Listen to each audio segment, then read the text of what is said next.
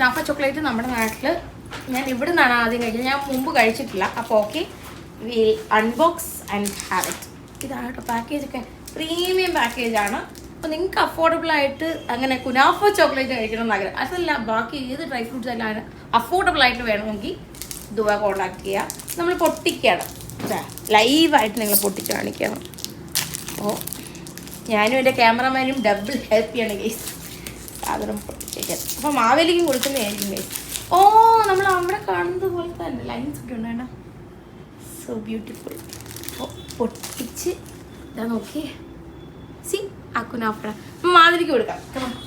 മാവേലി കടിക്കും, മാവേലി എങ്ങനെ തിന്നില്ലല്ലോ ഉള്ളത് പറയാം.